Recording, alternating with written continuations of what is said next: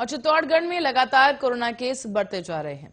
एक दिन में बुधवार को 100 केस मिले और जिले में सुबह की लिस्ट में 2, शाम को 52 और देर रात को 41, रावतभाटा में 5 पॉजिटिव संक्रमित मिले हैं। इस दौरान संक्रमितों में बच्चे भी शामिल बताए जा रहे हैं। स्वास्थ्य विभाग ने तेजी के साथ रैंडम सैंपलिंग शुरू कर दी है। साथ ही कोरोना के बढ़ते मामलों के चलते स्वास्थ्य विभाग भी अब परेशान है। बुधवार को शाम को आई लिस्ट में करीब 52 पॉजिटिव मरीज मिले। वहीं देर रात को लिस्ट में 41 लोग कोरोना संक्रमित मिले हैं। संक्रमितों में एक डॉक्टर और एक डॉक्टर के परिवार में संक्रमण मिला है। संघ डॉक्टर आपको बता दें कि डॉक्टर की पत्नी 7 और 3 साल की पॉजिटिव है और इसी के साथ ही प्रशासन ने तेजी के साथ रैंडम सैंपलिंग भी शुरू कर दी है।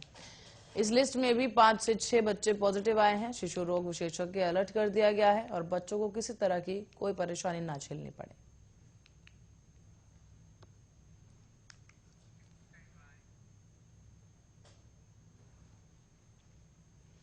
और राजस्थान में लगातार बढ़ते कोरोना संक्रमण के बावजूद फिलहाल जयपुर, जोधपुर को छोड़कर अन्य राज्यों में, अन्य जिलों में स्कूल बंद नहीं होंगे।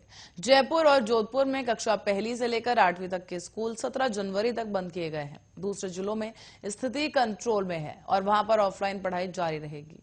लेकिन अगर किसी भी जिले में स्थिति बिगड़ती है तो वहां कलेक्टर के आदेश पर स्कूलों को बंद किया जा सकेगा। कक्षा 9वीं और 12वीं और कॉलेज में पढ़ाई चलती रहेगी। राजस्थान में फिलहाल ऑफलाइन और ऑनलाइन दोनों तरह से स्कूल चालू रहेंगे। अभिभावक अपनी सुविधा अनुसार ऑनलाइन और ऑफलाइन दोनों तरीकों से अपने बच्चों को पढ़ा सकते हैं। जयपुर में कोरोना तेजी के साथ फैल रहा है, इसीलिए यहां पर पाबंदियां बढ़ा दी गई हैं। लेकिन राजस्थान में अब तक संक्रमण कंट्रोल में है, इसीलिए फिलहाल ऑनलाइन और ऑफलाइन दोनों ही ऑप्शंस स्कूलों में पढ़ाई के लिए जारी रहेंगे। सरकार फिर भी लगातार मॉनिटरिंग कर रही है और ऐसे में अगर कोरोना का खतरा बढ़ता है तो प्रदेश भर में ये खतरा बढ़ेगा। अगर तो शिक्षा विभाग, गृह विभाग और हेल्थ डिपार्टमेंट की राय के आधार पर फैसला लिया जाएगा। साथ ही आपको बता दें, अधिकारियों का कहना है कि हमने अभिभावकों से कहा है कि अपने बच्चों को स्कूल में मास्क लगवाकर ही भेजें। तो वहीं स्कूल में कोई भी बच्चा कोरोना संक्रमित मिलता है तो 14 दिन के लिए स्कूल पूरी तरह से बंद कर दिया जाएगा। फिलहाल प्रार्थना सभा और खेलकूद जैसे आयोजन पर पूरी तरह से प्रतिबंध रहेगा। इसके साथ ही क्लासरूम में भी बच्चे सोशल डिस्टेंसिंग के आधार पर बैठेंगे ताकि पढ़ाई के साथ साथ बच्चों को सुरक्षित रखा जा सके।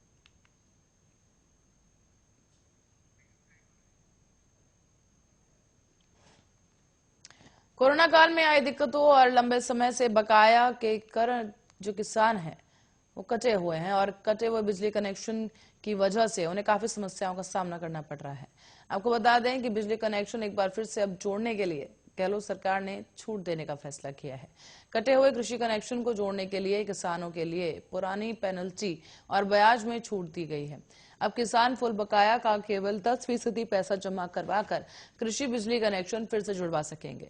अब तक कटे हुए कृषि बिजली कनेक्शन जुड़वाने के लिए पहले 50% पैसा आवेदन के समय ही जमा करवाना पड़ता था, लेकिन अब किसानों के लिए प्रावधान बदल दिया गया है। ऊर्जा राज्य मंत्री भंवर सिंह भाटी ने कहा है कि किसानों के कटे हुए बिजली कनेक्शन फिर से जोड़ने के लिए पुराने प्रावधान बदले गए हैं।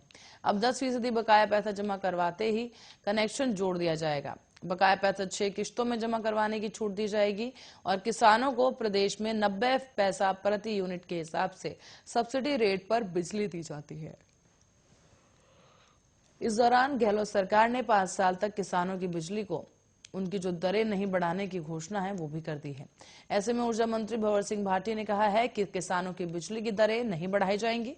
साथ ही सीएम ने आते ही इसकी घोषणा की थी, जिस पर सरकार कायम है। किसानों को हर महीने 1000 रुपए का अनुदान अलग से दिया जा रहा है।